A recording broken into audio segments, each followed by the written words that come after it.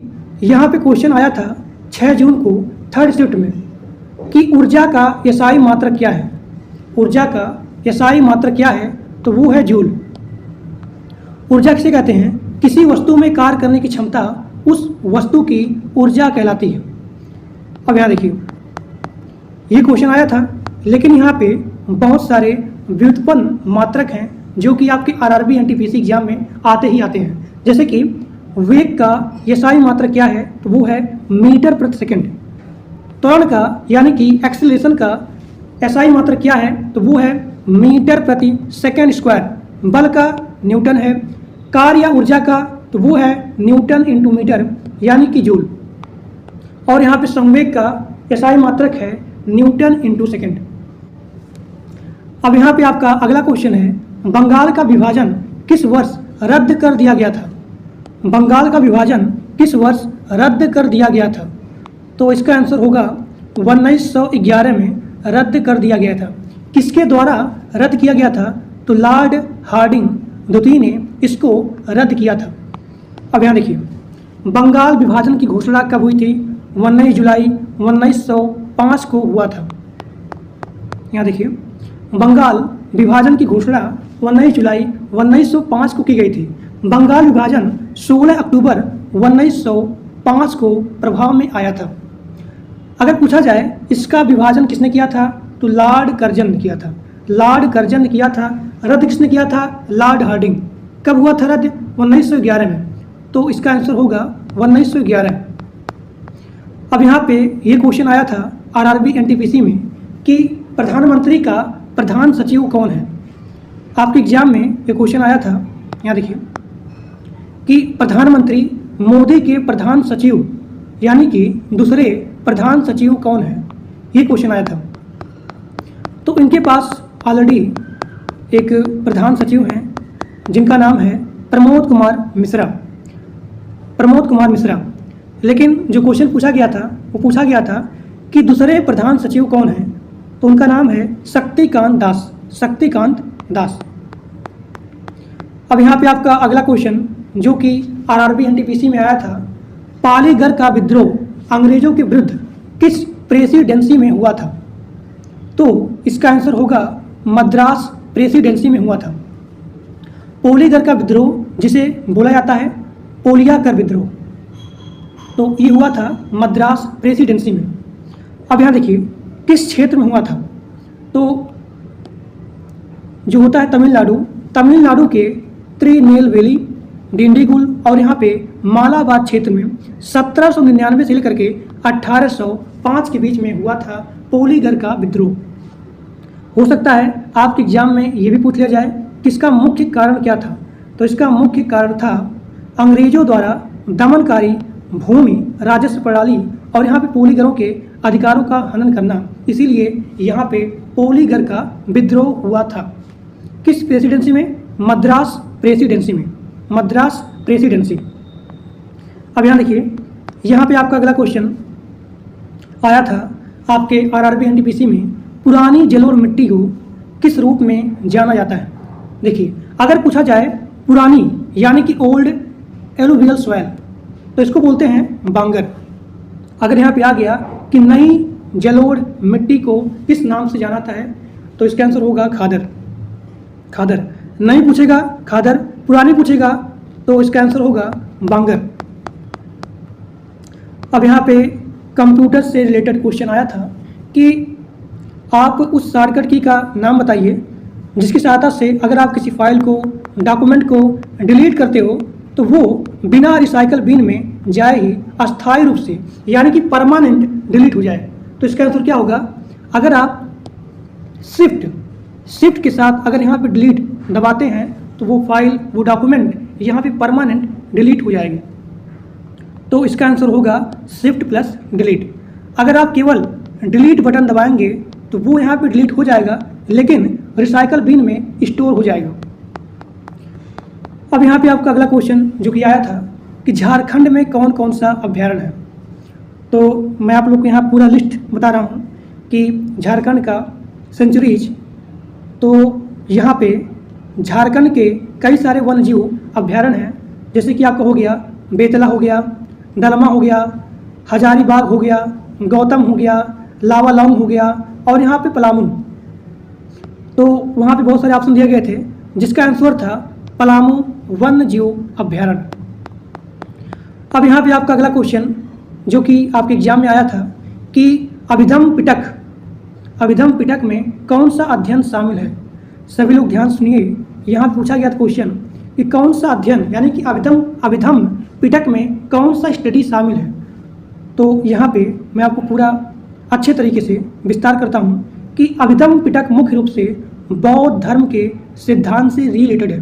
कभी कभी आपके एग्जाम में आता है कि अभिधम पिटक किससे रिलेटेड है, तो अभिधम पिटक बौद्ध धर्म के सिद्धांत से रिलेटेड है, जिसमें कि आपका दर्शन हो गया, ठीक, मनोविज्ञान और यहाँ पे तत्व मीमांसा का अध्ययन शामिल है। तत्व मीमांसा का अध्ययन शामिल है। तो आपके ऑप्शन में जो भी यहाँ दिया रहेगा स्टडी के बारे में, तो अभिधम पिटक में ये सारी यहाँ पे स्टडी आती हैं, दर्शन, मनोविज्ञान और यहाँ पे तत्व मीमांसा। अब यहाँ पे यह बौद्ध धर्म के शुद्ध पिटक में दिए गए उपदेशों की व्याख्या करता है। तो यहाँ पे दिया गया है कि अगर आप एसिटिक एसिड का सोडियम एसीटेट के साथ रिएक्ट करेंगे तो किस फॉर्म में रूपांतरण होगा, और इस अभिक्रिया को कौन सा अभिक्रिया बोला जाता है, तो इस अभिक्रिया को उदासीनीकरण अभिक्रिया बोला जाता है। उदासीनीकरण अभिक्रिया बोला जाता है। अब यहाँ देखिए, जब आप एसिटिक एसिड को सोडियम हाइड्रोक्साइड के साथ मिलाएंगे तो इसमें आपका क्या क्या बनेगा, सोडियम एसीटेट और यहाँ पे पानी बनता है। सोडियम एसीटेट और यहाँ पे पानी बनता है। यानी कि इससे आपको पता चलता है कि आपके आरआरबी एनटीपीसी एग्जाम में रिएक्शन और यहाँ पे अभिक्रिया यानी कि कौन सी अभिक्रिया बोला जाएगा, इन सभी के बारे में थोड़ा सा पढ़ लेंगे। अब यहाँ पे आपका अगला क्वेश्चन जो कि बहुत ही इंपॉर्टेंट है कि भारत का पहला यात्री ड्रोन कौन सा है। भारत का पहला, यहाँ को ध्यान देना है, यात्री ड्रोन। तो भारत का पहला यात्री ड्रोन है वो है वरुण। अब यहाँ देखिए, वरुण से रिलेटेड क्वेश्चन।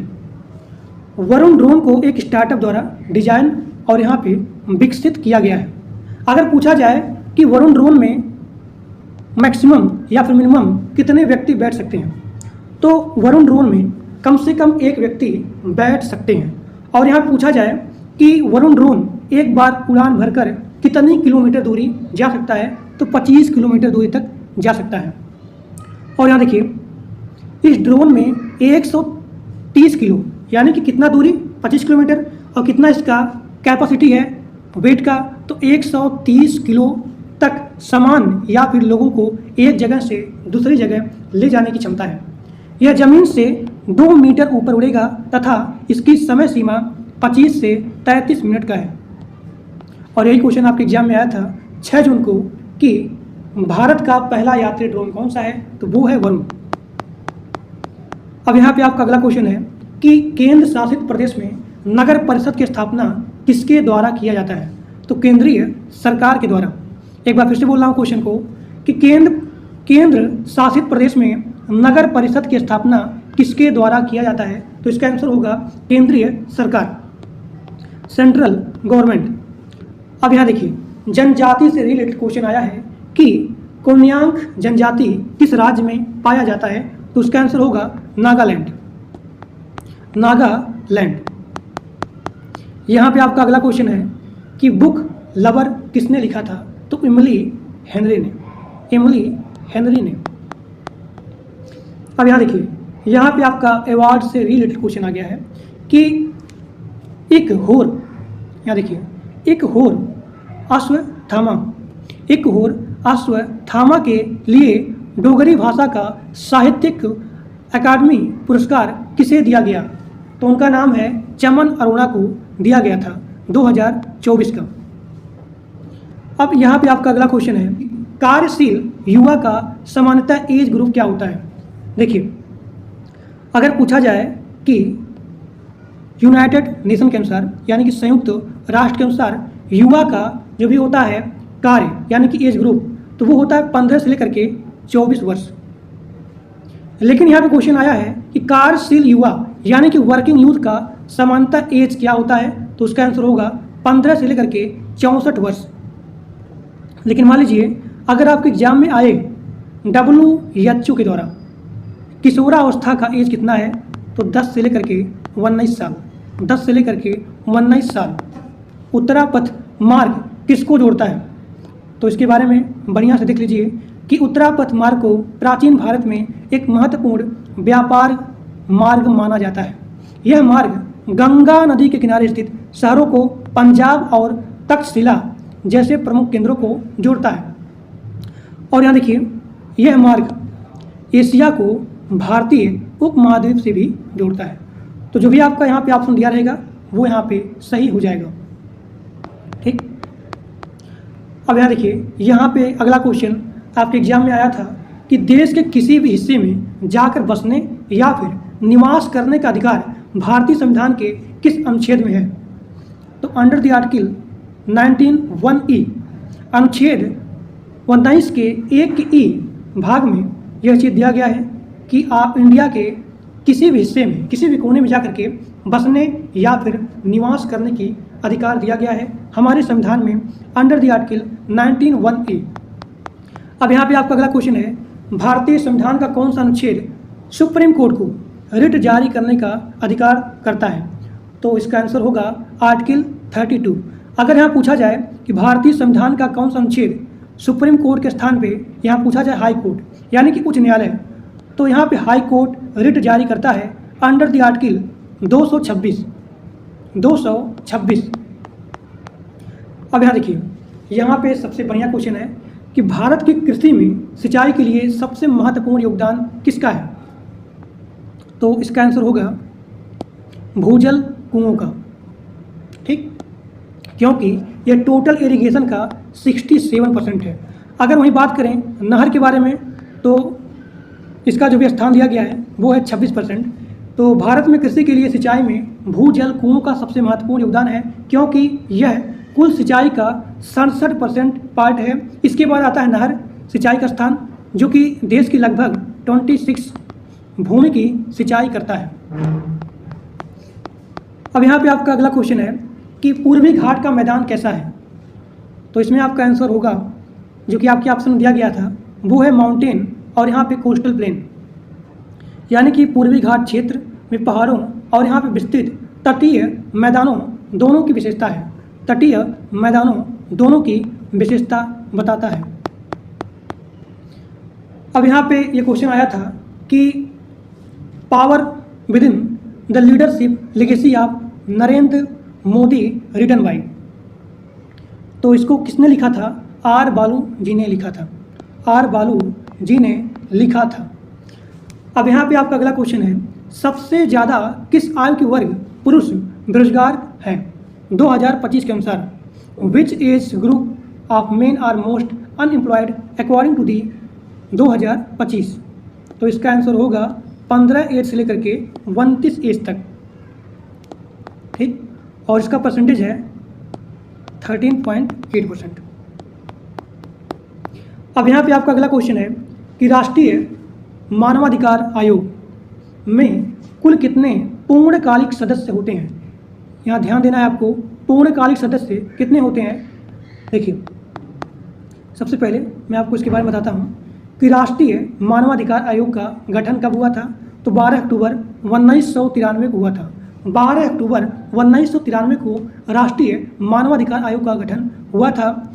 और किस अधिनियम के द्वारा हुआ था, तो मानव अधिकार संरक्षण अधिनियम 1993 द्वारा निकाय को वैधानिक दर्जा दिया गया था।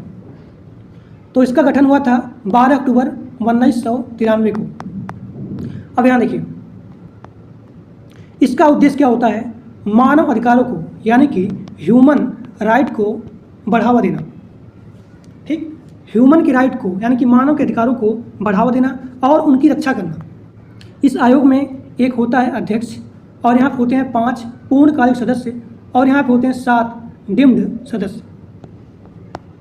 तो इसका आंसर होगा 5। पूर्णकालिक सदस्य कितने हैं, 5 हैं। यहाँ पे आपका अगला क्वेश्चन है कि एमएस वर्ड में डॉक्यूमेंट को सेव करने के लिए इसका शॉर्टकट की क्या होता है, तो Ctrl+S होता है। अब यहाँ देखिए, यहाँ पे आपका अगला क्वेश्चन आया था भील विद्रोह कब हुआ था? तो भील विद्रोह कई बार हुआ था। भील विद्रोह कई बार हुआ था, लेकिन सबसे प्रमुख भील विद्रोह हुआ था 1818 में, और यह जो है सबसे बड़ा विद्रोह था। यहाँ देखिए, भील विद्रोह 1913 में भी हुआ था। अब यहाँ देखिए, 1818 का जो भील विद्रोह हुआ था तो किस शासन के खिलाफ हुआ था? देखिए, 1818 का भील विद्रोह ईस्ट इंडिया कंपनी के शासन के खिलाफ भीलों द्वारा किया गया था, जो कि अंग्रेजों द्वारा उनके पारंपरिक वन अधिकारों से वंचित किए जाने और शोषण के कारण थे। ठीक, यहाँ देखिए, 1881 में मेवाड़ राज्य के भीलों ने अंग्रेजों और मेवाड़ राज्य के खिलाफ भी विद्रोह किया गया था, जो कि 19वीं सदी का सबसे भीषण भील विद्रोह था।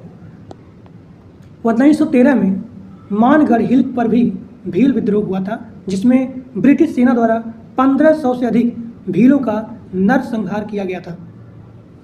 तो ये आपका हो गया पूरा एक्सप्लेन भील विद्रोह।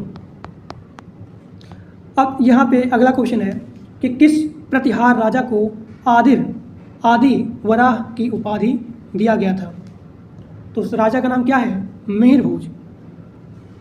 मिहिर भोज, जो कि विष्णु भगवान के भक्त थे।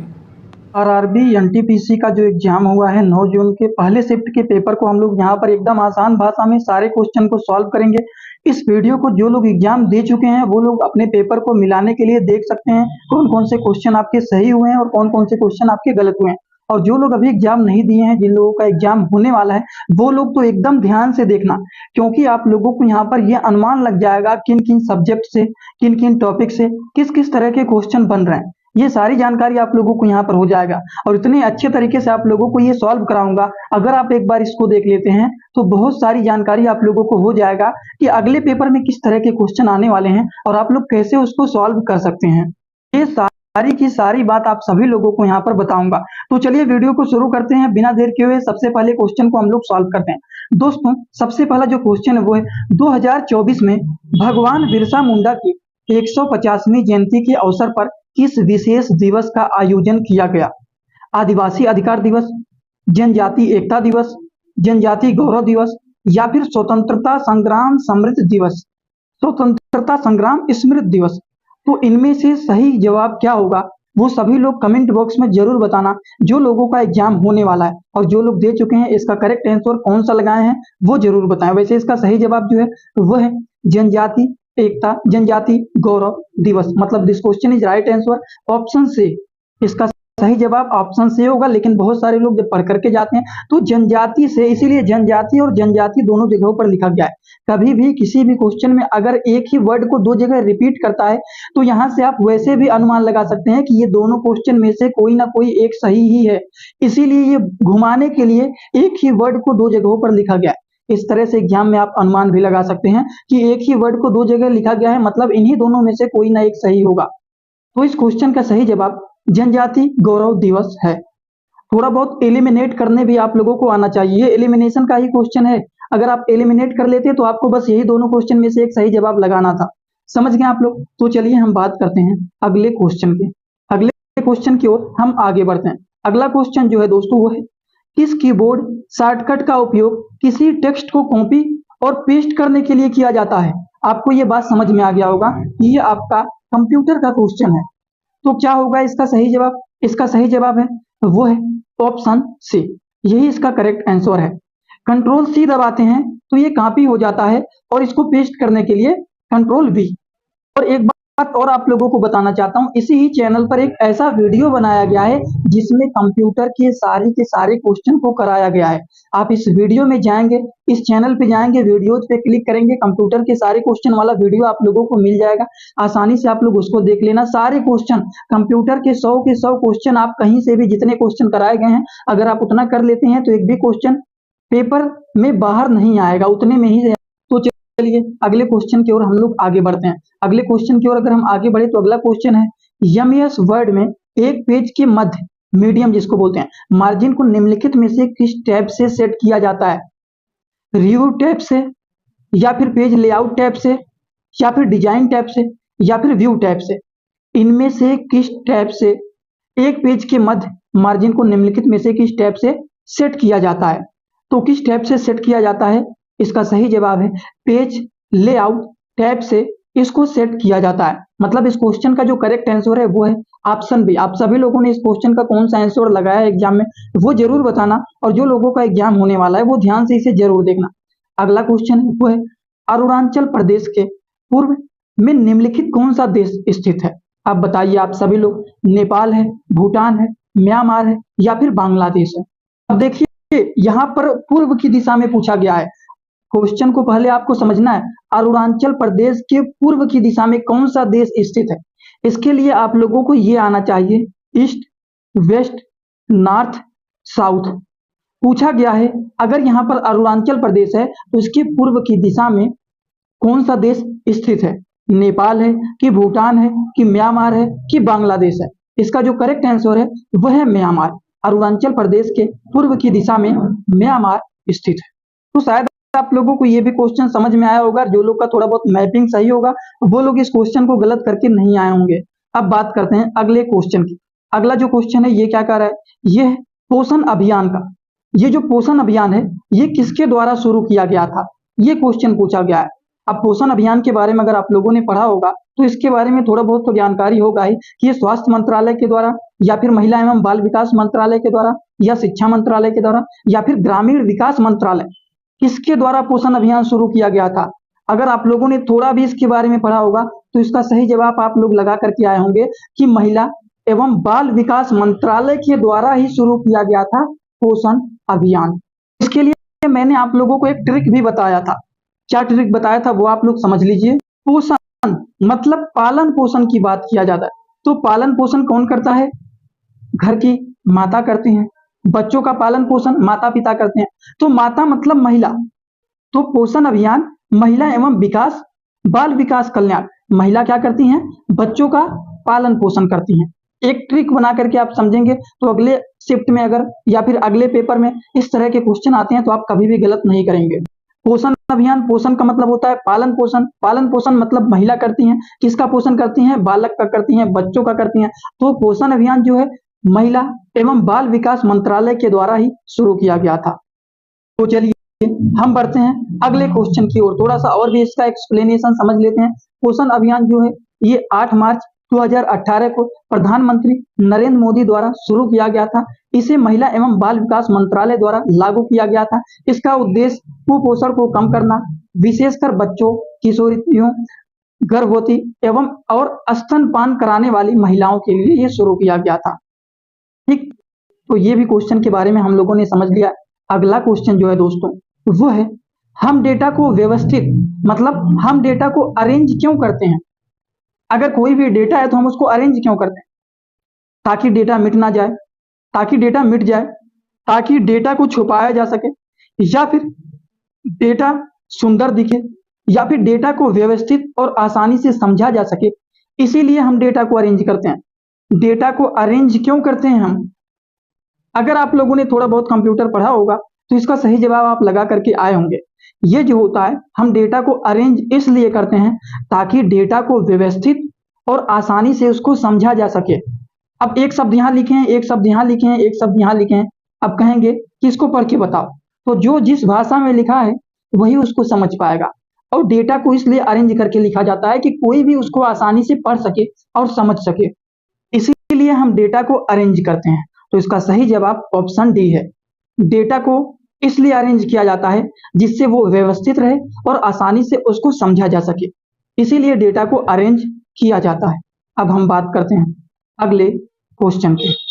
दोस्तों अगले क्वेश्चन की ओर अगर हम आगे बढ़ें तो ये हाल ही में, अब हाल ही मतलब रिसेंटली का बात किया जा रहा है, करंट की बात पूछा गया है थोड़ा बहुत, इसीलिए न्यूज देखना भी जरूरी होता है।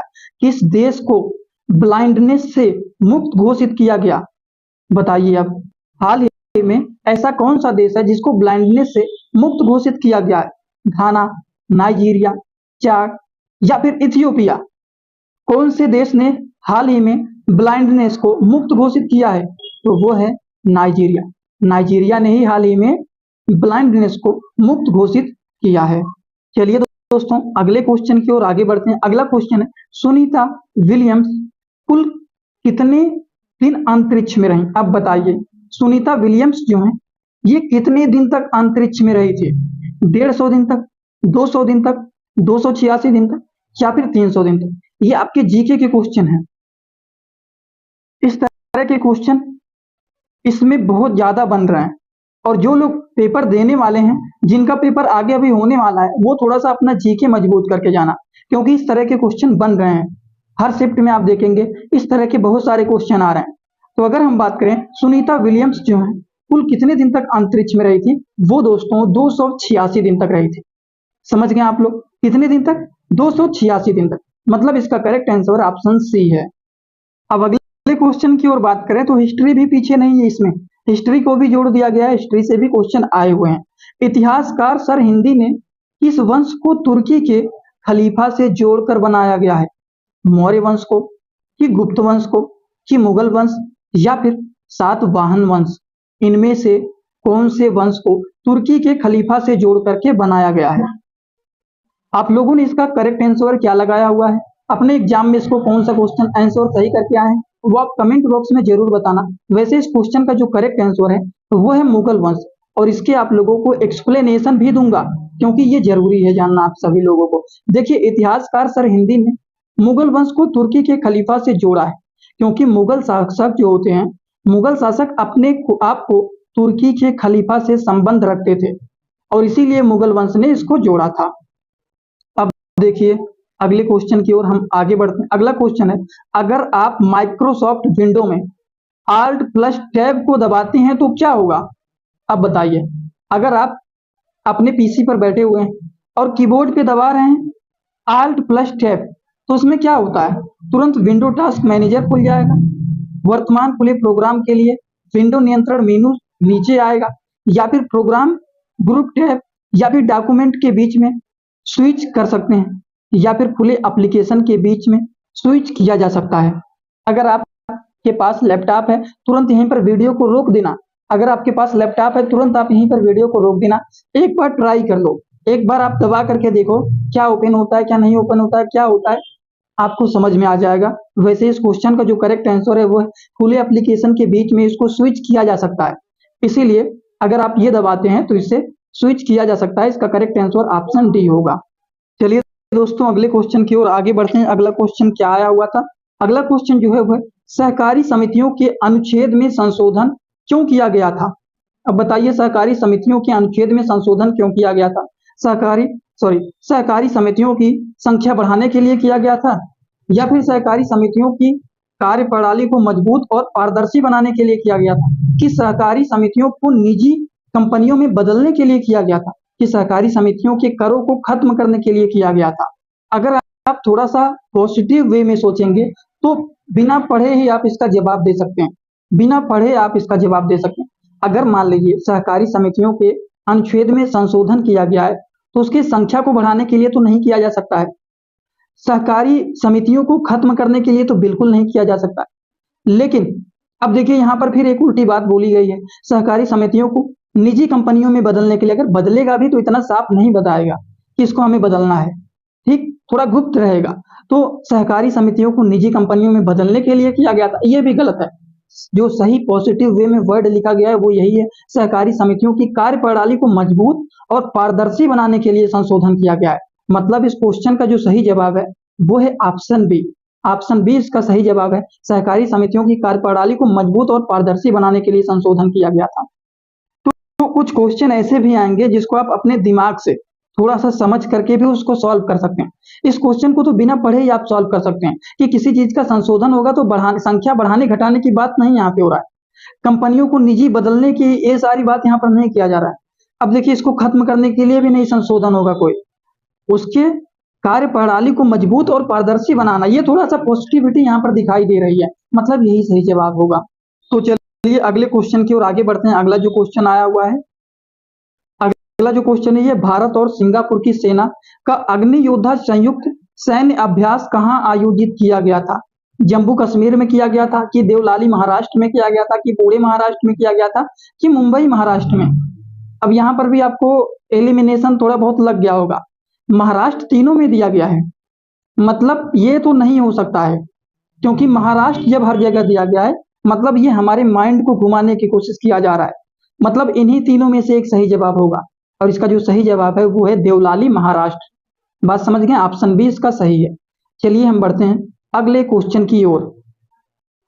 अगला जो क्वेश्चन है दोस्तों है, वर्तमान में जम्मू और कश्मीर की सरकार किस गठबंधन के तहत बनी है? अब बताइए किस गठबंधन के तहत बनी है? तो इसका जो करेक्ट आंसर है जम्मू और कश्मीर नेशनल कांग्रेस कॉन्फ्रेंस और बीजेपी के गठबंधन के द्वारा ये सरकार बना हुआ है। सारे एक्सप्लेनेशन यहाँ पर लिखे गए हैं, पढ़ना चाहते हैं तो वीडियो को रोक करके आप पढ़ सकते हैं। कुछ ऐसे सार्टली क्वेश्चन आए थे जैसे कि 2025 के जलवायु परिवर्तन प्रदर्शन सूचांक, इसको जिसको बोलते हैं क्लाइमेट चेंज परफॉर्मेंस इंडेक्स में सबसे पहला स्थान कौन देश का है? तो वो है डेनमार्क का। अगले क्वेश्चन की ओर अगर हम आगे बढ़े तो ये तो बहुत ही जरूरी है आप लोगों को पढ़ना। हर एग्जाम में नृत्य से रिलेटेड क्वेश्चन आते ही हैं, जैसे कि निम्नलिखित में से कौन सा नृत्य ऐसा है जिसमें संगीत का उपयोग नहीं होता है? मतलब बिना संगीत के ही नृत्य होता है। ऐसा कौन सा नृत्य है जिसमें संगीत का उपयोग होता ही नहीं है? बस वैसे ही लोग करते हैं। भरतनाट्यम में तो जानते हैं लोग करते हैं, कथक में बिना म्यूजिक के बिना संगीत के तो कथक किया ही नहीं जा सकता। ओडिसी ये भी होता है, इसमें भी संगीत होते हैं, लेकिन छऊ जो है इसमें संगीत का उपयोग नहीं किया जाता है, ये बिना संगीत के नृत्य किया जाता है। अगला क्वेश्चन है भोलेनाथ तिवारी निम्नलिखित में से किस विद्रोह से संबंधित स्वतंत्रता सेनानी थे? चंपारण आंदोलन, संथाल विद्रोह, 1857 का सिपाही विद्रोह या फिर बारदोली सत्याग्रह? तो इसका सही जवाब 1857 का सिपाही विद्रोह है। देखिए एनटीपीसी में जितने सारे शिफ्ट हैं बहुत ऐसे क्वेश्चन हैं जो कि डायरेक्ट रिपीट हो रहे हैं, इसीलिए मैं आपको पूरा एक्सप्लेन के साथ बता रहा हूँ ताकि उससे रिलेटेड जितने सारे क्वेश्चन आए आप उसको आसानी से सॉल्व कर सको। तो यहाँ पे पहला क्वेश्चन है कि विश्व व्यापार संगठन की स्थापना कब हुई थी? तो इसका आंसर होगा 1 जनवरी 1995 को। अगर पूछा जाए मान लीजिए अगले शिफ्ट में कि बताइए विश्व व्यापार संगठन की स्थापना किसके सहमति के अनुसार हुआ था, तो उसका आंसर होगा 1994 के मराकेश के सहमति के अनुसार। अगर पूछा जाए WTO यानी कि विश्व व्यापार संगठन की स्थापना किसकी स्थान लिया था, किसका जगह लिया था, तो इसका आंसर होगा गाट, GATT, यानी कि प्रशुल्क और व्यापार पर सामान्य सहमति। अगला क्वेश्चन 2024 का शांति का नोबेल पुरस्कार किसे दिया गया? तो इसका आंसर होगा निहोन ही डांक्यो, निहोन ही डांक्यो। अब देखिए मैं आपको ट्रिक बताता हूँ। अगर पूछा जाए कि शांति का नोबेल पुरस्कार किसे दिया गया, तो मान लीजिए अगर आपको कोई भी हड्डा मारता है, ठीक, तो आप वहाँ पे शांत हो जाओगे, आपको बहुत ज़्यादा पीड़ा होने लगेगा। जब आपको पीड़ा होगा, हड्डा मारेगा, तो आप वहाँ पे शांत हो जाओगे, यानी कि ही डांक्यो, डंक मारेगा आप पे तो आप वहाँ पे शांत हो जाओगे। तो जब भी पूछा जाए 2024 का शांति का नोबेल पुरस्कार किसे दिया गया, निहोन, यानी कि आप आगे से ऐसा काम नहीं करोगे कि आपको हड्डा मारे, निहोन ही डांक्यो। तो इसका आंसर होगा निहोन ही डांक्यो। अब देखिए अगर मान लीजिए नोबेल पुरस्कार संबंधित आपके अगले शिफ्ट में पेपर पूछा जाए, क्वेश्चन पूछा जाए कि भौतिक में नोबेल पुरस्कार 2024 में किसे दिया गया था, तो इसका आंसर होगा जॉन हिपफील्ड और यहाँ पे जेफरी हिटन, जेफरी हिटन। देखिए अगर आपका फिजिकल बढ़िया रहेगा, इसका ट्रिक देखिए, अगर आपका फिजिकल बढ़िया रहेगा तो आप जो है जान से यानी कि बिना हाफे आप दौड़ सकते हो, फ्री होकर के दौड़ सकते हो। तो इसका आंसर होगा जॉन हेफरी फील्ड और यहाँ पे जेफरी हिटन।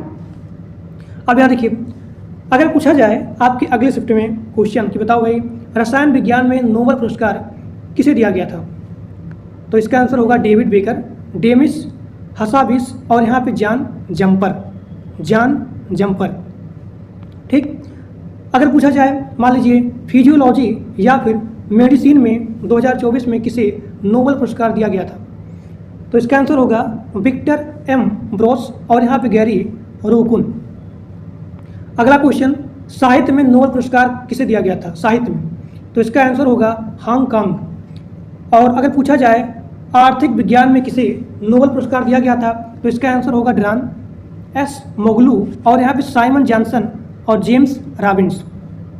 मैं इसको चाहूँ आपको ट्रिक से भी याद करवा सकता हूँ। अगर पूछा जाए फिजियोलॉजी या फिर मेडिसिन में नोबेल पुरस्कार किसे दिया गया था, तो इसका आंसर होगा विक्टर। विक्टर यानी कि मान लीजिए अगर कोई भी विक्टर वीक है, वीक कमज़ोर है, तो आप उसका मेडिसिन करिए, दवा लगाइए, सुई दबाइए, ठीक, सुई लगाइए, तो वो जो है वीक से सही हो जाएगा, यानी कि उसका फिजियो यानी कि फिजिकल सही हो जाएगा, ठीक। और यहाँ देखिए गैरी रोकुन, यानी कि अब वो आराम से बिना रुके दौड़ सकता है। तो इसका आंसर क्या होगा, फिजियोलॉजी या फिर मेडिसिन में नोबेल पुरस्कार का आंसर हो जाएगा विक्टर एम्ब्रोस, और यहाँ पे गैरी रोकुन। अब यहाँ देखिए साहित्य में नोबेल पुरस्कार किसे दिया गया था, इसका ट्रिक देखिए। अगर आप सही से बोलोगे, मतलब कि पूरा दुनिया में सभी लोग झूठ बोल रहे हैं, उनमें से अगर आप सत्य बोलते हो, सही बोलते हो, तो ये सभी लोग सुन करके हांगकांग हो जाएंगे, भाई ये जो है हमेशा सत्य ही बोलता है, ठीक। तो इसका आंसर हो जाएगा हांगकांग। अब यहाँ देखिए अगर पूछा जाए आर्थिक विज्ञान में नोबेल पुरस्कार किसे दिया गया था, ट्रिक देखिए। अगर मान लीजिए आपका आर्थिक स्थिति बहुत ही ज़्यादा खराब हो जाएगी, या फिर किसी भी देश का आर्थिक स्थिति बहुत ही ज़्यादा खराब हो जाएगी, यानी कि वो हमेशा डराउन रहेगा, ठीक। साइमन, उसका कहीं भी मन नहीं लगेगा। जेम्स रॉबिन्स, वो पूरा एकदम जेम हो जाएगा। तो इसका आंसर हो जाएगा आर्थिक विज्ञान में नोबेल पुरस्कार 2024 में किसको दिया गया था, डेरान को दिया गया था, साइमन जॉनसन को दिया गया था, और यहाँ पे जेम्स रॉबिन्स को दिया गया था। अगला क्वेश्चन बहुत इंपॉर्टेंट है, मैं आपको बता रहा हूँ ताकि इससे रिलेटेड जो भी क्वेश्चन आए नोबेल से, उसको आप आसानी से सॉल्व कर सको। अब यहाँ देखिए, यहाँ पे अगला क्वेश्चन, 1857 के विद्रोह में बिहार का नेतृत्व किसने किया था, तो इसका आंसर होगा बाबू कुंवर सिंह।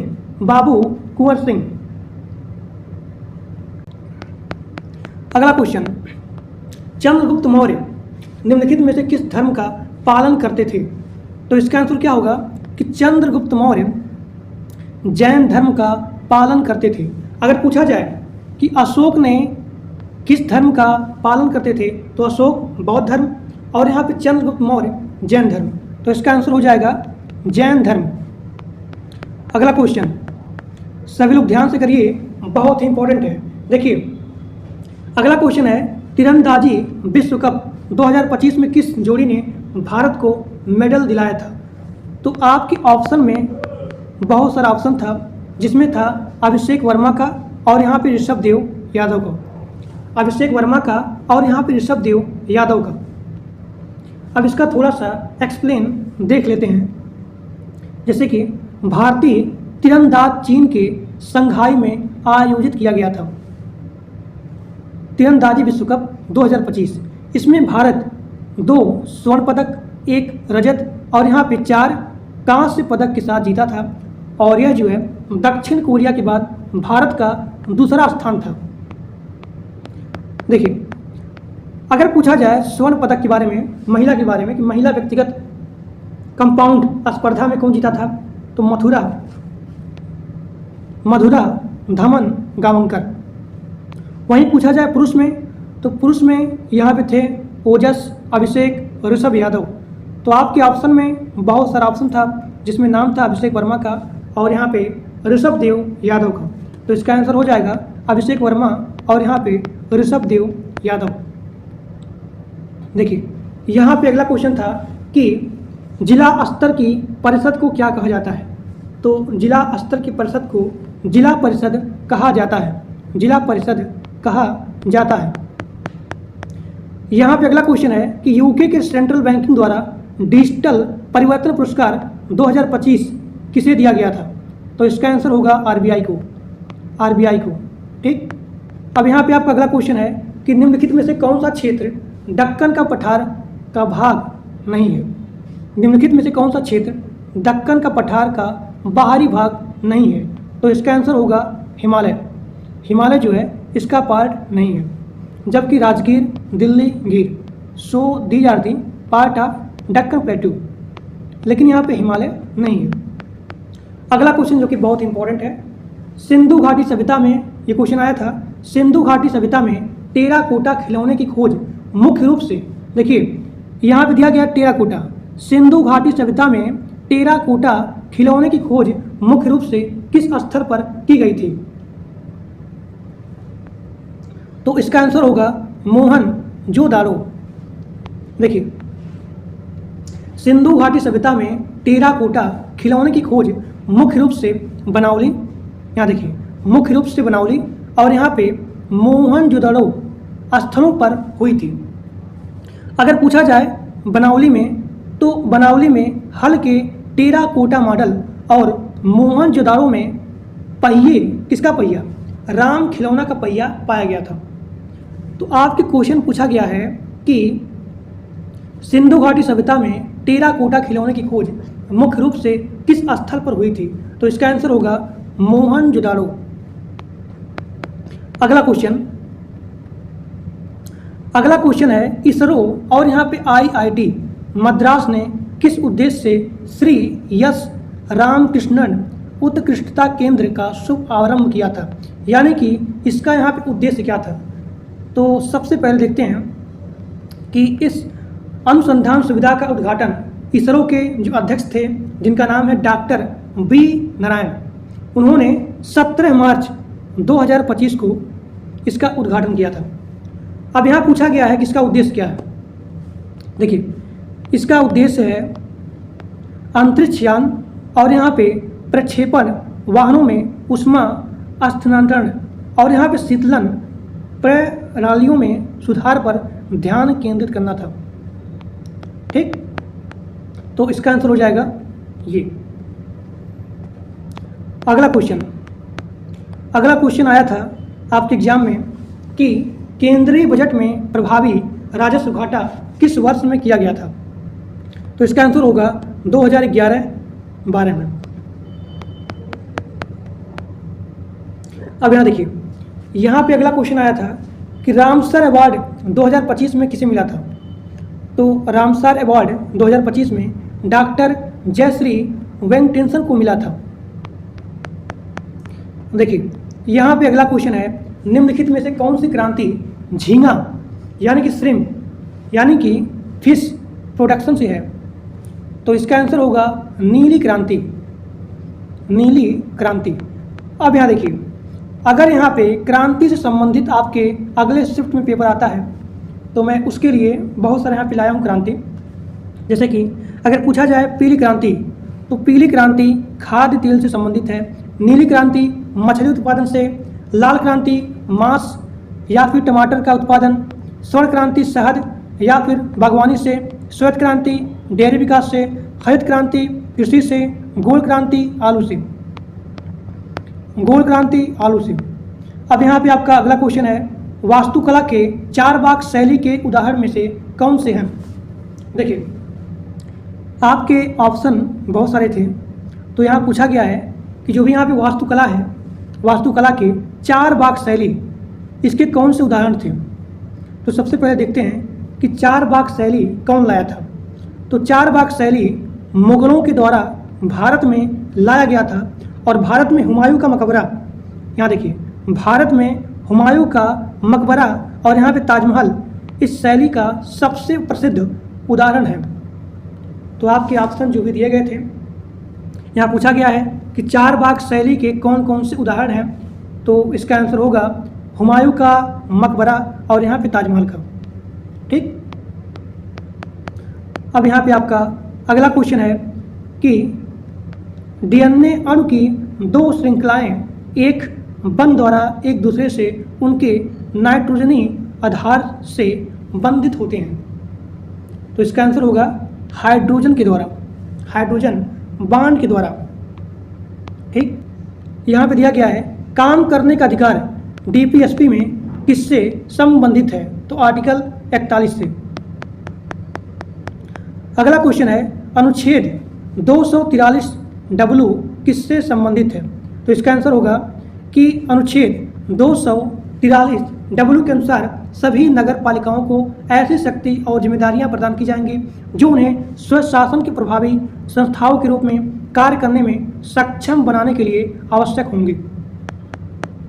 अगला क्वेश्चन है कि निम्नलिखित में से कौन सा वृक्ष रेगिस्तान क्षेत्रों में पाया जाता है? तो इसका आंसर होगा खेजड़ी वृक्ष। खेजड़ी वृक्ष। अगला क्वेश्चन जो कि आपके एग्जाम में आया था कि संसद ने रेलवे संशोधन विधेयक 2024 पारित किया था, तो इसका मुख्य उद्देश्य क्या था? देखिए, इसका मुख्य उद्देश्य था कामकाज और स्वतंत्रता को बढ़ाने के लिए। तो इसका आंसर होगा कामकाज व स्वतंत्रता को बढ़ाने के लिए। अब यहाँ बताइए, यहाँ पे अगला क्वेश्चन जो कि बहुत ही थोड़ा सा हार्ड है, और इसका आंसर क्या होगा? किसी कार्बनिक यौगिक का मूलानुपाती सूत्र CH2 है और इसका अणु द्रव्यमान 56 है, तो इसका यौगिक का आणविक सूत्र क्या होगा? देखिए, इसका आंसर होगा C4H8। C4H8, क्योंकि यहाँ पे दिया गया है मूलानुपाती सूत्र CH2 का, तो C का आपका हो गया 12, H का 2 हो गया, तो यहाँ हो जाएगा 14, और यहाँ पे 1 मोल का भार इक्वल टू हो जाएगा अनुभार जो कि आपका है 56, तो 14 4 के 56 हो जाएगी। ठीक, क्योंकि यहाँ पे 14 का हो जाएगा 56 के बराबर, तो 1 का होगा 4 का। ठीक, तो यहाँ पूछा गया है अनुसूत्र। यहाँ देखिए, यौगिक का आणविक सूत्र क्या होगा? तो इसका हो जाएगा CH2 फिर यहाँ पे 4, ये जो आपका आया है 4, तो इससे आप मल्टीप्लाई करेंगे तो इसका हो जाएगा C4 फिर यहाँ पे 4 दूनी 8, तो इसका आंसर हो जाएगा C4H8। अब यहाँ पे आपका अगला क्वेश्चन है कि भारत में जनजातीय जनसंख्या 2011 सर्वाधिक कहाँ पाया जाता है? तो इसका आंसर क्या होगा? इसका आंसर होगा मध्य प्रदेश। मध्य प्रदेश। ठीक, अगर पूछा जाए दूसरे स्थान पे सबसे ज़्यादा जनजातीय आबादी कहाँ पे है, तो इसका आंसर होगा उड़ीसा में। अब यहाँ पे आपका अगला क्वेश्चन है कि मार्च 2024 तक कितने किसान क्रेडिट कार्ड वितरित किए गए थे? तो इसका आंसर होगा 44,40,000। अगला क्वेश्चन है कि रामसार अवार्ड 2025 में किसे दिया गया था? तो इसका आंसर होगा जय श्री वेंकटेशन। दोस्तों, RRB NTPC में कंप्यूटर से लगभग 8 से 9 क्वेश्चन आते हैं। 8 से 9 क्वेश्चन आते हैं। आप सभी लोग ध्यान से पूरा वीडियो देखना विदाउट एनी स्किप, और कम से कम 2 बार आपको इस वीडियो को देखना है। अगर आप लोग सही से मेरा वीडियो देखते हैं पूरा, मैं आपको गारंटी देता हूं कि RRB NTPC में कंप्यूटर से जितने सारे क्वेश्चन आएंगे वो सारे क्वेश्चन हमारे क्लास से ही आएंगे। मान लीजिए कोई ऐसा क्वेश्चन है जो कि हमारे क्लास से नहीं है, अगर आप लोग सारे क्वेश्चन को अटेंड करते हो, बढ़िया से पढ़ते हो, रिवाइज करते हो, मैं आपको जितना बताऊंगा, तो कोई ऐसा क्वेश्चन मान लीजिए आ गया जो इस क्लास से नहीं है, तो उस क्वेश्चन को आप एलिमिनेट करके सॉल्व कर सकते हो। जैसे यहाँ पे पहला क्वेश्चन जो कि कई बार रेलवे में मल्टीपल टाइम रिपीटेड क्वेश्चन है, वो है कि किस कंप्यूटर पीढ़ी में वैक्यूम ट्यूब का प्रयोग किया गया था? तो आप लिखेंगे पहला जनरेशन। देखिए, फर्स्ट जनरेशन में यहाँ पे वैक्यूम ट्यूब का प्रयोग किया गया था और इसका टाइम पीरियड है 1946 से लेकर के 1962 तक। अब यहाँ देखिए, यहाँ पे दूसरा जनरेशन का पीरियड है वो है 1959 टू 1965। अब यहाँ देखिए, दूसरे जनरेशन में यूज किया गया था ट्रांजिस्टर दूसरे पीढ़ी में यूज किया गया था। तीसरे जनरेशन में यूज किया गया था इंटीग्रेटेड सर्किट और इसका टाइम है 1965 से लेकर के 1971 तक। कंप्यूटर का यहाँ पे चौथा जनरेशन, फोर्थ जनरेशन, जिसका टाइम पीरियड है 1971 से लेकर के 1980 और यहाँ पे माइक्रो प्रोसेसर का यूज किया गया था। तो जब भी यहाँ पे मान लीजिए आने वाले शिफ्ट में क्वेश्चन आ जाए कि किस पीढ़ी में माइक्रो प्रोसेसर का यूज किया गया था, तो आप लिखेंगे फोर्थ जनरेशन में। और यहाँ पे अब देखिए, 5वें जनरेशन में आते आते यहाँ पे आपका आ गया AI। यानी कि आर्टिफिशियल इंटेलिजेंस। तो अगर आपसे यहाँ पे क्वेश्चन पूछा जाए कि किस पीढ़ी में एआई का यूज़ किया गया था, तो आप लिखेंगे 5th जनरेशन में। किस पीढ़ी में इंटीग्रेटेड का यूज किया गया था, तो आप लिखेंगे 3rd जनरेशन में। 3rd जनरेशन में इंटीग्रेटेड सर्किट्स का यूज किया गया था। ठीक, अब यहाँ पे आपका अगला क्वेश्चन है कि उबंटू क्या है। उबंटू क्या है, तो आप लिखेंगे उबंटू एक ऑपरेटिंग सिस्टम होता है क्लाउड कंप्यूटिंग के लिए। क्लाउड कंप्यूटिंग के लिए तो यहाँ पे देखिए पूरा डिटेल लिखा गया है कि उबंटू एक ओपन सोर्स ऑपरेटिंग सिस्टम होता है जिसे पहली बार 20 अक्टूबर 2004 को जारी किया गया था। इसे डेबियन लिनक्स के कोड बेस पर बनाया गया है। डेबियन लिनक्स कोड के बेस पे उबंटू को बनाया गया है और उबंटू एक ओपन सोर्स ऑपरेटिंग सिस्टम होता है। और यहाँ पे उबंटू का डेवलप कैनो निकल के द्वारा किया गया था। कैनो निकल के द्वारा उबंटू का डेवलप किया गया था, जो कि बहुत ही इंपॉर्टेंट क्वेश्चन है। अब यहाँ पे आपका अगला क्वेश्चन है कि कंप्यूटर का ब्रेन यानी कि मस्तिष्क किसे कहा जाता है, तो आपका यहाँ पे आंसर होगा सीपीयू। सीपीयू को कंप्यूटर का मस्तिष्क कहते हैं। अब यहाँ पे आपका अगला क्वेश्चन है यूआरएल का फुल फॉर्म क्या है, तो इसका फुल फॉर्म है यूनिफॉर्म रिसोर्स लोकेटर। अगला क्वेश्चन जो कि बहुत इंपॉर्टेंट है वो है एनआईयू का फुल फॉर्म क्या है, तो इसका फुल फॉर्म है network interface unit. Network interface unit. अगला क्वेश्चन कौन सी ऑक्सिलरी मेमोरी नहीं है, कौन सी यहाँ पे ऑक्सिलरी मेमोरी नहीं है, तो आपका यहाँ पे RAM और यहाँ पे ROM ये दोनों यहाँ पे ऑक्सिलरी मेमोरी नहीं है, जबकि this is the primary memory. अब यहाँ देखिए अगर पूछा जाए ऑक्सिलरी मेमोरी या फिर नॉन वोलाटाइल मेमोरी या फिर सेकेंडरी स्टोरेज मेमोरी, तो इन सभी का नाम एक ही है। और इसका एग्जाम्पल जैसे कि आपका हो गया हार्ड डिस्क हो गया, फ्लॉपी डिस्क हो गया, मैग्नेटिक टेप्स हो गया और यहाँ पे मैग्नेटिक डिस्क हो गया। So these are example of the auxiliary memory. गर्मी बहुत ही तेज है। अब यहाँ पे आपका अगला क्वेश्चन है HTTP की फुल फॉर्म क्या होती है। HTTP का फुल फॉर्म है हाइपर टेक्स्ट ट्रांसफर प्रोटोकॉल। अगला क्वेश्चन भारत का प्रथम कंप्यूटर कौन सा है, तो भारत का प्रथम कंप्यूटर है वो है परम 8000 जो कि 1991 में डेवलप किया गया था। अगर पूछा जाए विश्व का प्रथम सुपर कंप्यूटर, तो वो है यहाँ पे देखिए विश्व का प्रथम सुपर कंप्यूटर CDC जिसका यहाँ पे डिजाइन किया गया था सेम्यूर क्रे के द्वारा। अब यहाँ पे आपका अगला क्वेश्चन है जो कि बहुत ही इंपॉर्टेंट है और कई बार आपके एग्जाम में आता है कि निम्नलिखित में से कौन सा वेब ब्राउजर नहीं है। आपके सामने यहाँ पे ऑप्शन दिया गया क्रोम है, मोजिला है, ओपेरा है और यहाँ पे गूगल है। तो गूगल यहाँ पे ब्राउजर नहीं है, जबकि गूगल एक सर्च इंजन होता है। सर्च इंजन होता है। अब यहाँ पे आपका अगला क्वेश्चन पाइथन क्या है, तो पाइथन एक प्रोग्रामिंग लैंग्वेज होता है। और यहाँ देखिए JavaScript, C++, Go, Swift, PHP, COBOL, so these are also programming language. अगला क्वेश्चन आईटेल i9 क्या है, तो आईटेल i9 एक डेस्कटॉप माइक्रो प्रोसेसर होता है। अगला क्वेश्चन ASCII की फुल फॉर्म क्या होती है, तो ASCII का फुल फॉर्म होता है American standard code for information interchange. मैं एक बार फिर से बोल रहा हूँ क्योंकि ये क्वेश्चन जो है अभी NTPC में आया था कि ASCII का फुल फॉर्म क्या होता है, सभी लोग बताइए। तो ASCII का फुल फॉर्म होता है American standard code for information interchange. अगला क्वेश्चन 1 KB में कितना बाइट होता है, तो 1 KB में 1024 बाइट होता है। और एक निब्बल में कितने बिट्स होते हैं, तो एक निब्बल में 4 बिट्स होते हैं या फिर हाफ बिट होते हैं।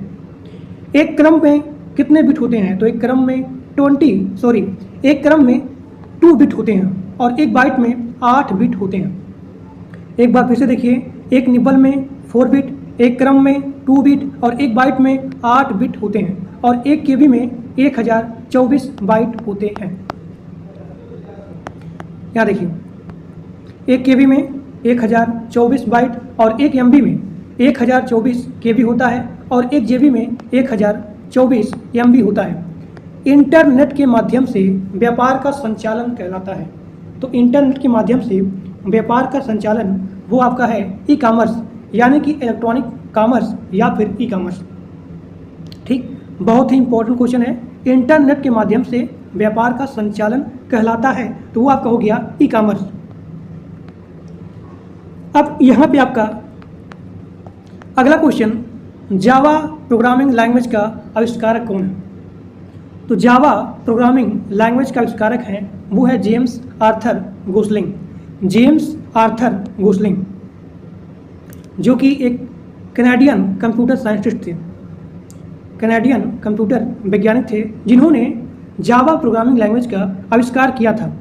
अब यहाँ पर मान लीजिए आपसे पूछा जाए कि C++ का आविष्कारक कौन थे, तो बी जार्ने स्ट्रैटअप।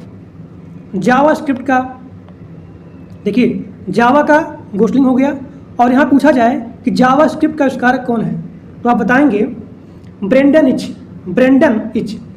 एक बार फिर से बताइए सभी लोग ध्यान से, कोई भी लोग स्क्रीन पे नहीं देखेंगे। बताइए जावा स्क्रिप्ट का आविष्कारक कौन है? जावा स्क्रिप्ट का आविष्कारक कौन है? तो वो है ब्रेंडन इच, और जावा का जेम्स आर्थर गोसलिंग। अगला क्वेश्चन, कंप्यूटर में डेटा किस फॉर्म में स्टोर होता है? तो कंप्यूटर में डेटा बाइनरी फॉर्म में स्टोर होता है। बाइनरी में होते हैं 2 डिजिट, पहला आपका हो गया 0 और दूसरा आपका हो गया 1।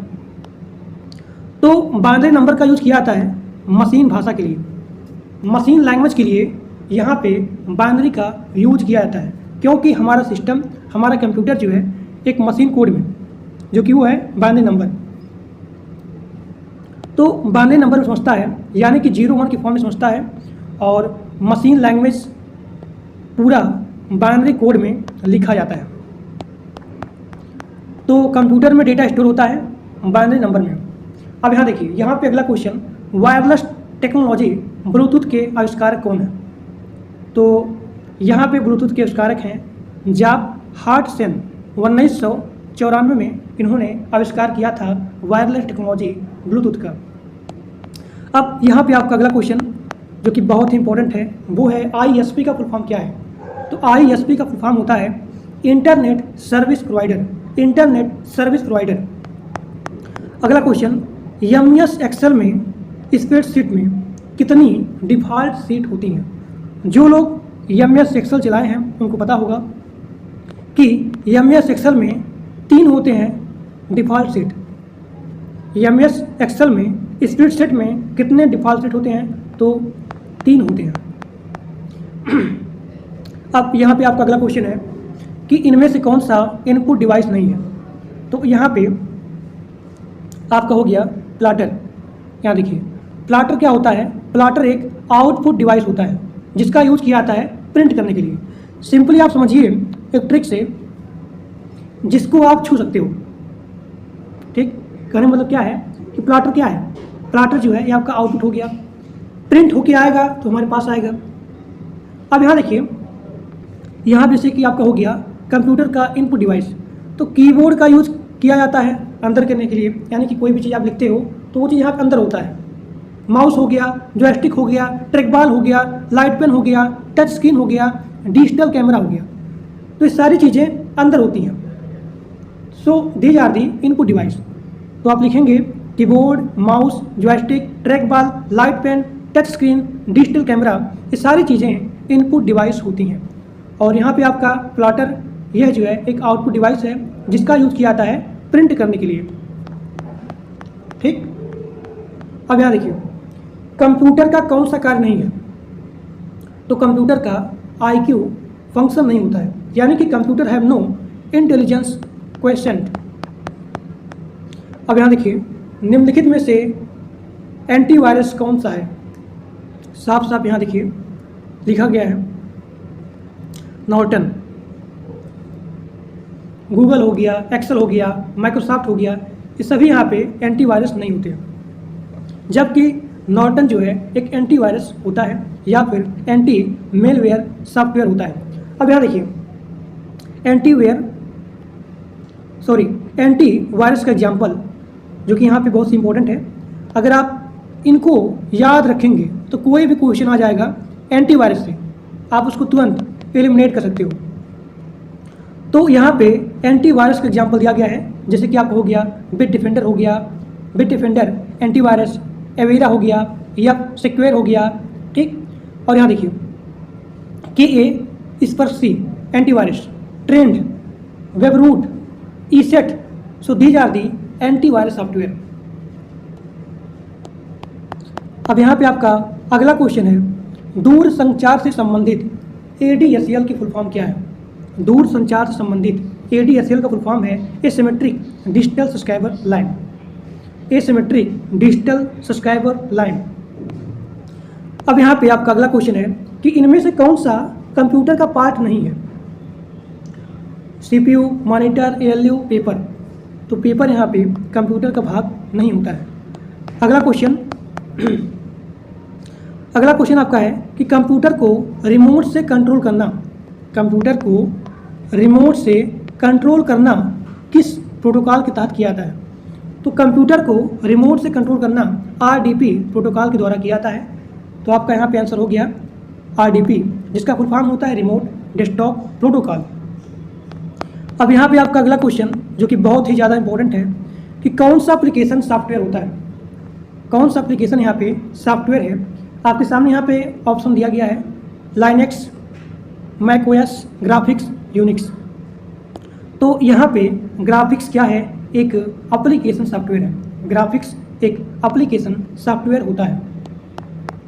अब यहाँ देखिए, यहाँ पे ग्राफिक्स आपका हो गया एप्लीकेशन सॉफ्टवेयर, और यहाँ पे Linux, macOS, Unix, so these are operating system. ये सारे यहाँ क्या हैं? एक ऑपरेटिंग सिस्टम होते हैं, जबकि ग्राफिक्स एक एप्लीकेशन सॉफ्टवेयर होता है। अब यहाँ पे आपका अगला क्वेश्चन कि कौन सी अस्थायी मेमोरी कंप्यूटर माइक्रो प्रोसेसर को हाई स्पीड डेटा एक्सेस प्रदान करता है, जो कि कंप्यूटर माइक्रो प्रोसेसर के कार्य करने के लिए आवश्यक होता है? तो उसे बोलते हैं कैश मेमोरी, ठीक। तो यहाँ पे फास्टेस्ट मेमोरी आपका क्या हो गया? Cache memory. अब यहाँ देखिए फुल फॉर्म किसका? कोबोल का। कोबोल की फुल फॉर्म क्या है? तो इसका आंसर होगा कॉमन बिजनेस ओरिएंटेड लैंग्वेज। अब मैं आप सभी लोग के लिए बहुत सारे यहाँ पे लेके आया हूँ फुल फॉर्म। कोई भी क्वेश्चन आ जाएगा, आप उसको आसानी से एलिमिनेट कर सकते हो, और ये सारे क्वेश्चन मल्टीपल टाइम रिपीटेड है। जैसे कि बेसिक का फुल फॉर्म क्या होता है? बेसिक का, तो बेसिक का फुल फॉर्म होता है beginner all purpose symbolic instruction code. Fortran का full form formula translation. Algo का फुल फॉर्म हो गया एल्गोरिथमिक लैंग्वेज, और यहाँ पे HTML का फुल फॉर्म हो गया हाइपर टेक्स्ट मार्कअप लैंग्वेज, जिसका यूज़ किया जाता है किसी पेज को क्रिएट करने के लिए। XML का फुल फॉर्म क्या होता है? Extensible markup language. CSS का full form cascading style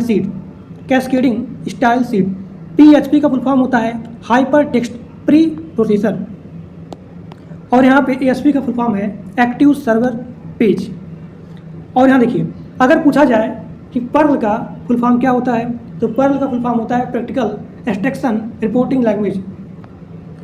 Ajax का फुल फॉर्म होता है एसिंक्रोनस जावास्क्रिप्ट, और यहाँ पे एंड XML, देखिए XML, और यहाँ पे XML का फुल फॉर्म होता है एक्सटेंसिबल मार्कअप लैंग्वेज।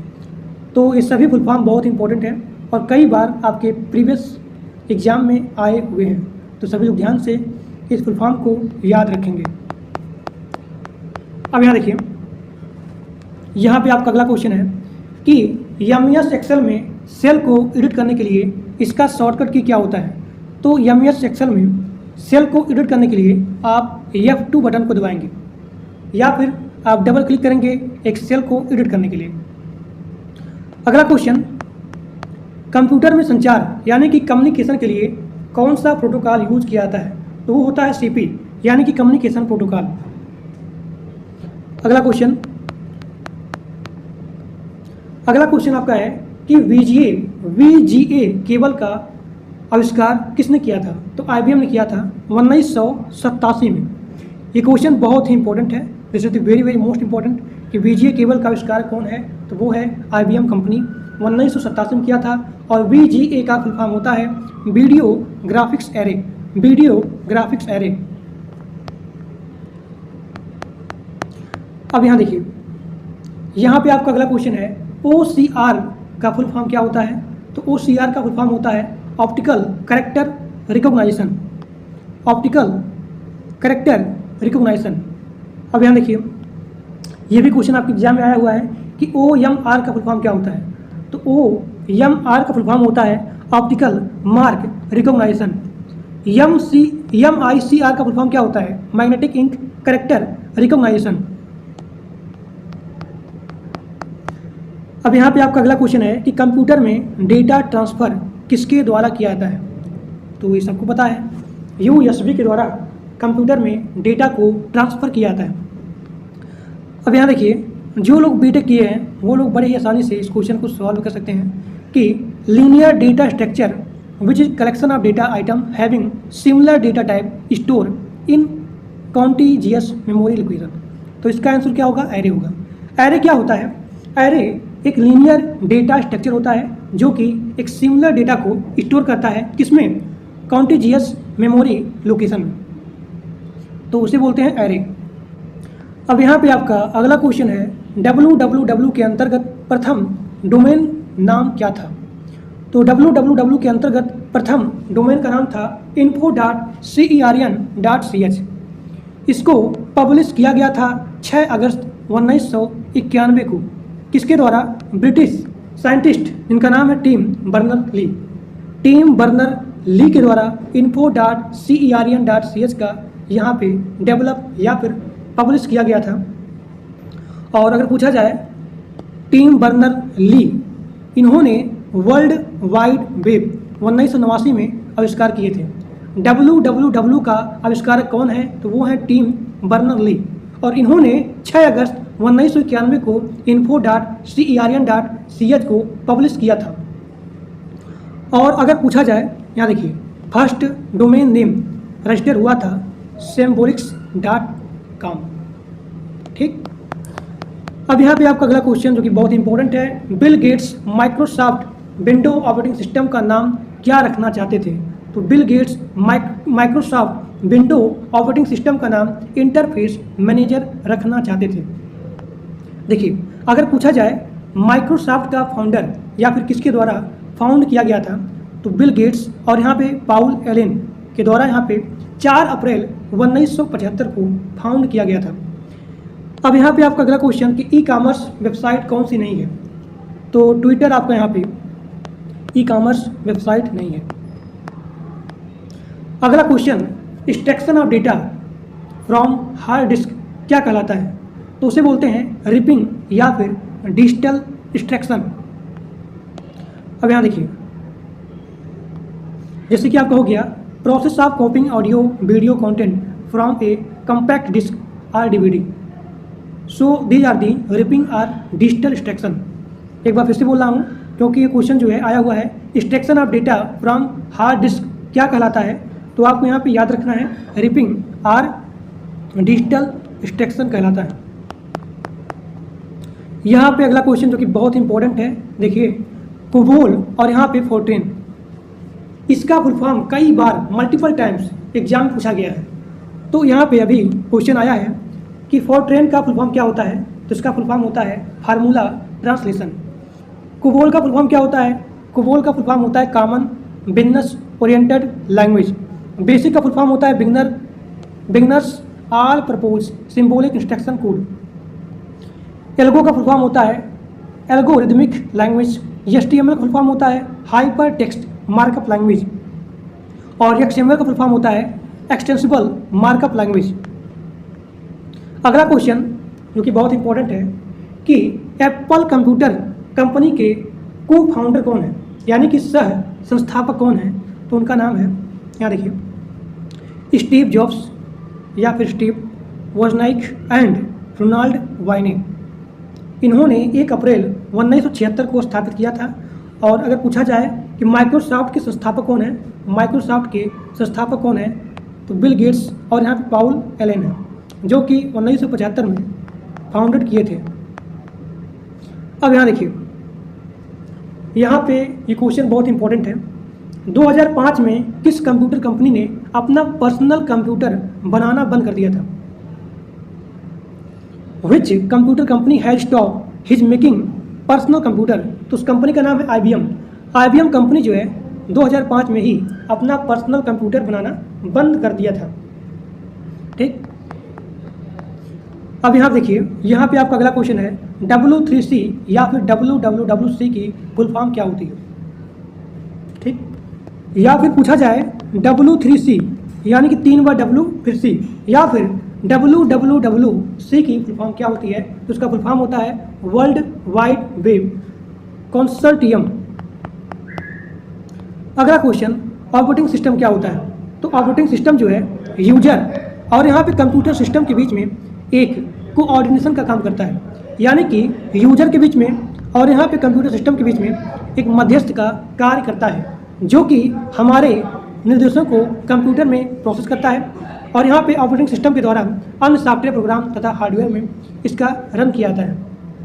ठीक, तो ऑपरेटिंग सिस्टम क्या होता है। ऑपरेटिंग सिस्टम यूजर और कंप्यूटर सिस्टम के बीच में एक मध्यस्थ होता है। अगला क्वेश्चन जो कि बहुत इंपॉर्टेंट है कि MS एक्सेल में बिना कॉपी किए करंट सेल से डेटा को राइट सेल में पेस्ट करने के लिए क्या किया जाता है। आपके सामने यहाँ पे ऑप्शन दिया गया है Ctrl+V, Ctrl+D, Ctrl+R, Ctrl+S। देखिए, लेफ्ट सेल से राइट सेल में बिना कॉपी किए आप कैसे पेस्ट करेंगे। तो जैसे आप यहाँ पे क्लिक करेंगे Ctrl+R, तो बिना कॉपी किए लेफ्ट सेल से आप राइट सेल में आसानी से डेटा को पेस्ट कर सकते हैं। Ctrl+V का यूज़ किया जाता है डेटा को पेस्ट करने के लिए। Ctrl+D का यूज़ किया जाता है डेटा को पेस्ट करने के लिए विदाउट कॉपिंग अप डाउन करने के लिए,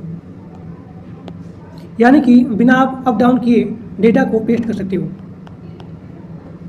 अब यहाँ देखिए, आप लोग देखते होंगे लिखा रहता है www.com। ठीक, तो .com का फुल फॉर्म क्या होता है। .com का फुल फॉर्म होता है .कमर्शियल। ये क्वेश्चन बहुत ही ज़्यादा इंपॉर्टेंट है। www.com, तो .com जो होता है उसका फुल फॉर्म होता है .कमर्शियल। अगर लिखा रहे .org, तो org मतलब होता है ऑर्गेनाइजेशन। .in का यानी कि IN का फुल फॉर्म हो गया इंडिया। देखिए, .in का फुल फॉर्म हो गया इंडिया, .net का हो गया नेटवर्क, .edu का हो गया एजुकेशन। अब यहाँ देखिए, www इज सपोर्टेड बाई, तो इसका आंसर होगा कि www is supported by the HTTP यानी कि हाइपर टेक्स्ट ट्रांसफर प्रोटोकॉल। अब यहाँ पे आपका अगला क्वेश्चन है C++ भाषा किस वर्ष में विकसित किया गया था। तो C++ लैंग्वेज 1985 में विकसित किया गया था बजारने के द्वारा। ठीक, अगर पूछा जाए जावा को डिजाइन कौन किया था, तो जेम्स गुस्लिंग। डेवलप कौन किया था, ओरेकल कॉर्पोरेशन 1995 में। और यहाँ पूछा जाए कि जावा स्क्रिप्ट को डिजाइन किसने किया था, तो ब्रेंडन इच 1995 में। ये क्वेश्चन बहुत इंपॉर्टेंट है। जावा का डिजाइन किसने किया था, जेम्स गुस्लिंग। अगर पूछा जाए कि जावा स्क्रिप्ट का डिजाइन किसने किया था, तो आप बताएंगे ब्रेंडन इच। अब यहाँ पे आपका अगला क्वेश्चन है कि कंप्यूटर में स्टोर किए गए डेटा फाइल के प्रबंधन के लिए यानी कि मैनेजमेंट के लिए किसका यूज किया जाता है।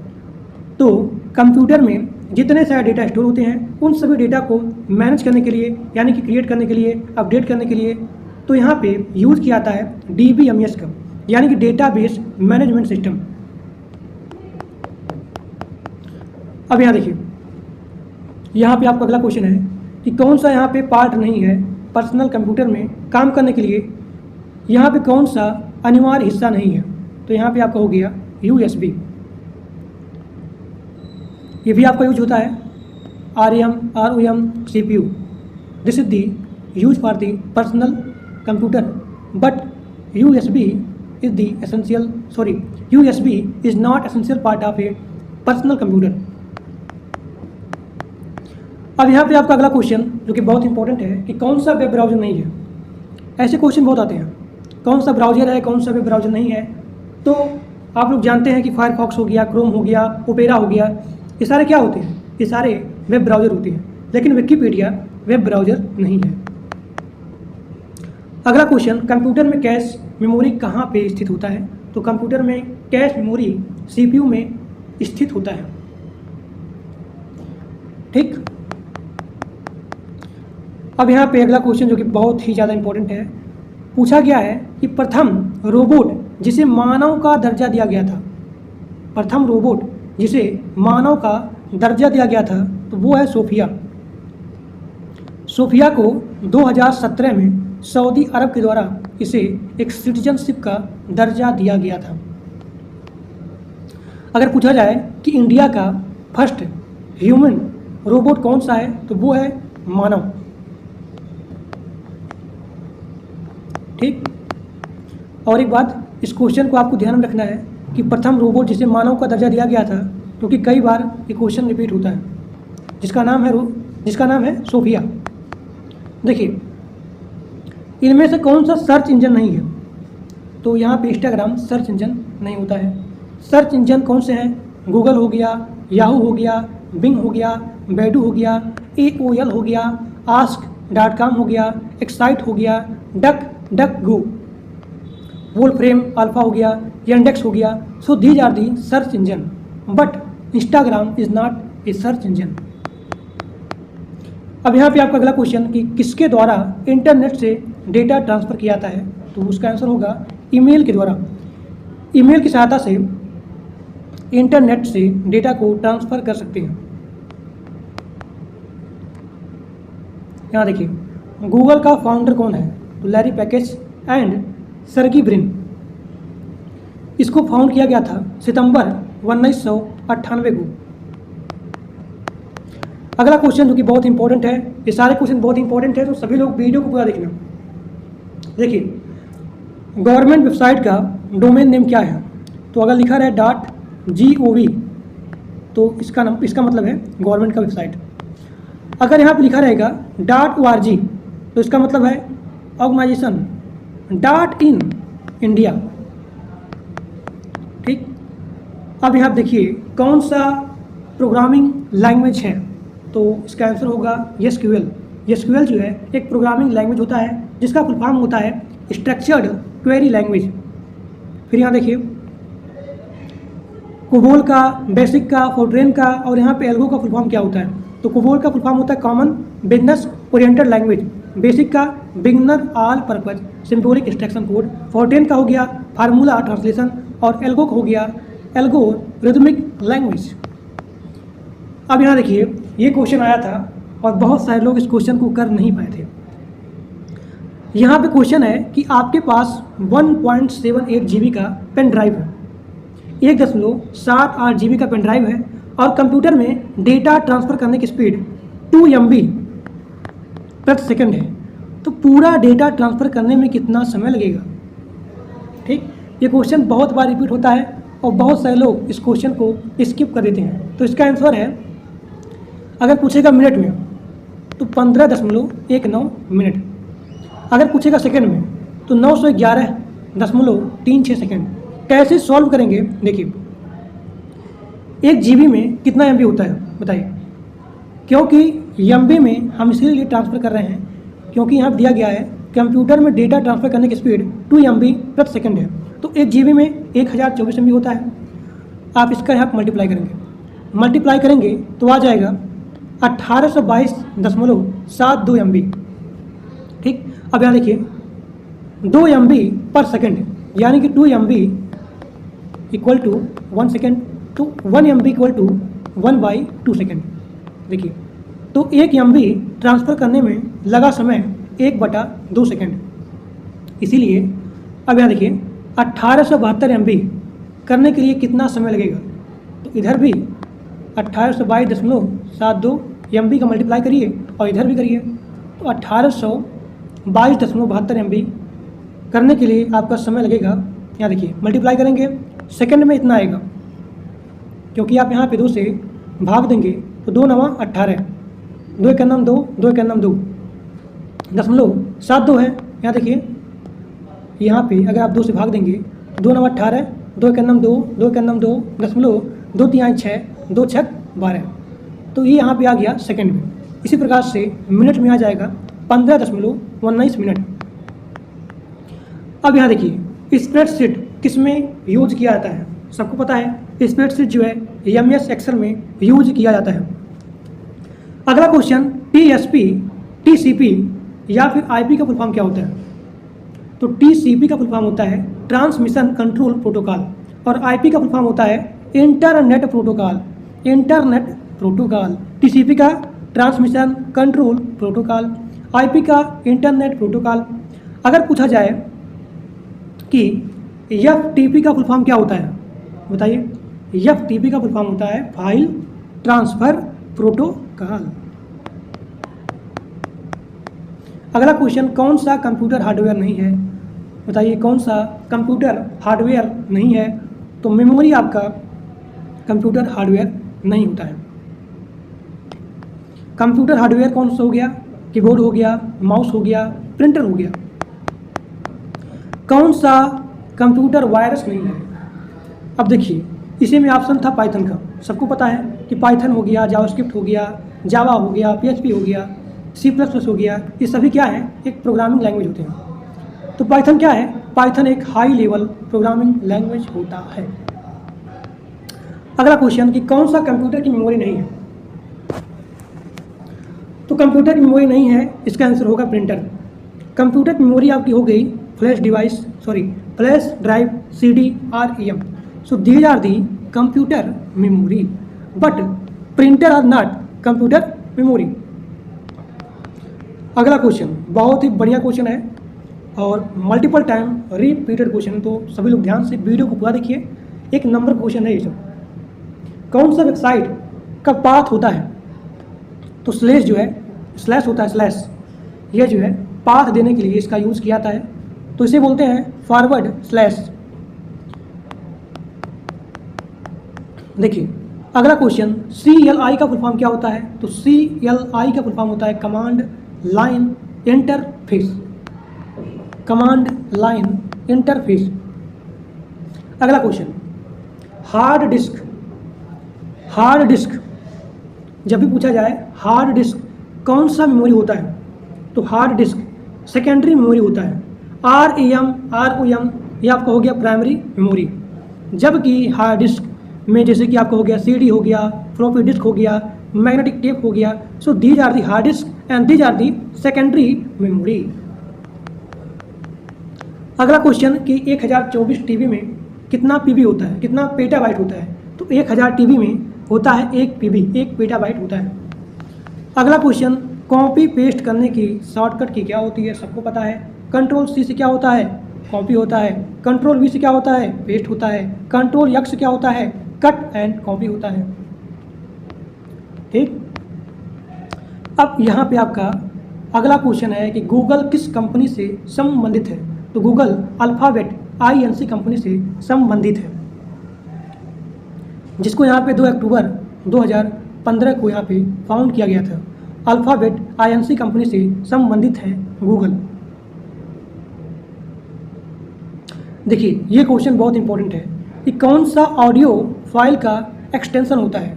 एक्सटेंशन वाला क्वेश्चन बहुत आता है कि कौन सा ऑडियो के लिए, कौन सा वीडियो के लिए एक्सटेंशन है। तो अगर पूछा जाए ऑडियो फाइल के लिए, तो .wav या फिर .wma। So these are the extension of the audio file. अगर पूछा जाएगा वीडियो के लिए, तो आपको ध्यान देना है .wmv, लास्ट में लिखा रहेगा v, यानी कि .wmv, तो ये आपका हो गया वीडियो फाइल के लिए एक्सटेंशन। यहाँ पे आपका अगला क्वेश्चन है कि सी लैंग्वेज का डेवलप किसने किया था? तो सी लैंग्वेज का डेवलप बेल लैब्स पे डेनिस रिट्ची के द्वारा यहाँ पे डेवलप किया गया था 1972 से लेकर के 1973 ईस्वी में, डेनिस के द्वारा, डेनिस रिट्ची के द्वारा, डेनिस रिट्ची। अगला क्वेश्चन कि कौन सा वीडियो फॉर्मेट नहीं है? देखिए, यहाँ देखिए, JPG सबको पता है, कि यहाँ पे यह फ़ोटो के लिए होता है, JPEG का होता है full form, joint photographic expert group, तो ये भी नहीं है। अब यहाँ देखिए इसका आंसर क्या होगा, JPEG होगा, क्योंकि यहाँ पूछा जा रहा है कि कौन सा वीडियो फॉर्मेट के लिए नहीं है, तो वीडियो के लिए यहाँ पे JPEG नहीं है, यह इमेज फॉर्मेट है। अब यहाँ देखिए इमेज फाइल का फॉर्मेट कैसे होता है, तो होता है TIFF, जिसमें कि आपका आ गया एक्सटेंशन .TIF या फिर .TIFF। तो इमेज का फाइल फॉर्मेट होता है TIFF, PNG, JPG, JPEG, graphics, यहाँ देखिए GIF। PNG का फुल फॉर्म हो गया पोर्टेबल नेटवर्क, और यहाँ देखिए RAWPRD तो ये सारे इमेज फाइल का फॉर्मेट हो गया। वीडियो फाइल का फॉर्मेट आपका हो गया MP4, M4P, M4B, WEBM, MPG, MP2, MPEG। तो ये आपका पूरा कंप्यूटर यहाँ पे जो भी आज का क्लास का कंप्यूटर क्वेश्चन है वो यहाँ पे कंप्लीट होता है। और सभी लोग ध्यान से वीडियो को 2 बार मैक्सिमम देखिएगा, क्योंकि बहुत ही एक्सप्लेन के साथ कई सारे यहाँ पे फुल फॉर्म है जो कि मल्टीपल टाइम आते हैं, तो सभी लोग कम से कम 2 बार वीडियो को देखेंगे।